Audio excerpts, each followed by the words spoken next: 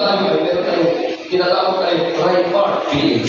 Ibig sabihin, meron tayong katawan, kaluluwa, at espiritu.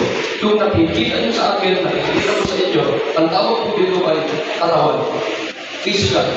Kaya ang unang mararanasan natin na kamatayan ay physical death.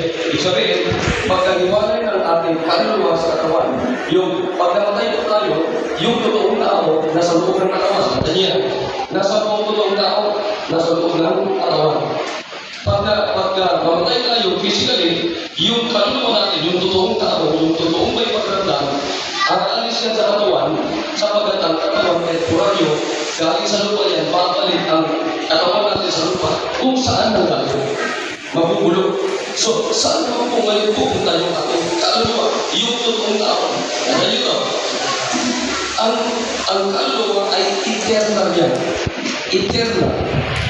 Kaya, dalawa naman po ang pupuntahan yan, at sa dalawang lugar na yan, isa lang pupuntahan yan. Eternal life in heaven or eternal punishment in heaven.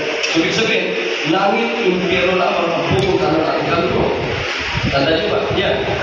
Pero kanina, narinig natin sa mensahe, ang plano ng Diyos ay tayo ay dadalhin sa langit. Kaya na ang dinala niya sa atin ay salvation, kaligtasan.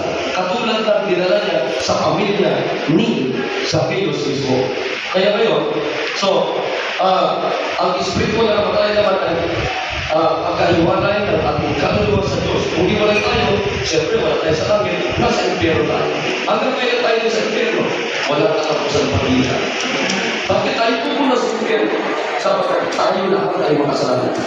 Ako tayo lahat. At sapagkat tayo makasalanan, pupunta tayo sa impyerno, magpapayan tayo doon. The wages of sin is death. Pero sabi niya, but the gift of God is eternal life. Pagkawa tayo makasalanan, magtulusan tayo sa impyerno, magpapayan tayo, magpapayaran natin. Pero ito na po si Kristo. Pinuntahan tayo sa lupang ito. Siya na parang sa cross na matay, nilibig mo na bakit? Para bayaran tayo, tubusin tayo, para hindi na tayo mapahamak sa aking impyerno. Ngayon, kung may nagbayad na, ano naman may gagawin natin ngayon? Iyamang may nagbayad. Ang sabi ko yan, for whosoever shall call upon the name of the Lord shall be saved. Ang sino matatawag sa Panginoon ay maligtas. So, ang gagawin natin para maligtas, tumawag. Anong klase panawagan na gagawin natin? Panawagan, pagsisisi ng kasalanan, at tanggap kay Jesus sa puso natin ang masaya bilang Panginoon at sarili ng pagligtas natin. Ibig sabihin, pag tatanggapin natin si Kristo sa pamamagitan ng panalangin, magkakaroon tayo ng buhay na walang hanggan. Kaya ngayong gabi,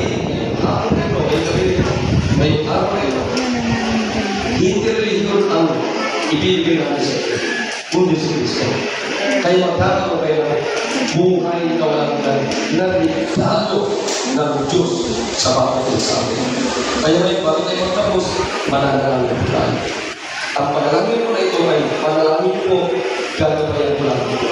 Kaya gagawin natin, amin tayo magtutungo, lahat tayo na kayo po, nakapikit, sundan niyo po ako sa isang malakas na panalangin. Hindi po, lahat po kayo susunod po sa panalangin ito. Sapagkat panalangin ito, at tanggapin niyo po si Jesus ng masaya sa puso niyo, totoo sa puso niyo. Sige po, manalangin po tayo. Sundan niyo po ako ng malakas na panalangin. Sige po, let's pray. Dakilang Diyos, maraming salamat po sa gabi ito na nakilala ko na ako ay isang makasalanan na hapunan sa impyerno.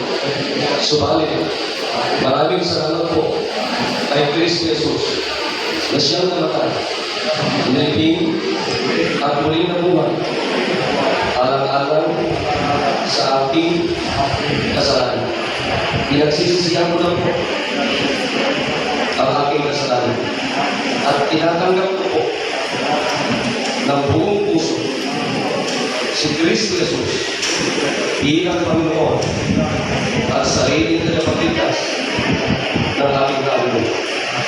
Maraming salamat po sa buhay na manuhay sa pangalan ni Jesus. Amen. Ito po.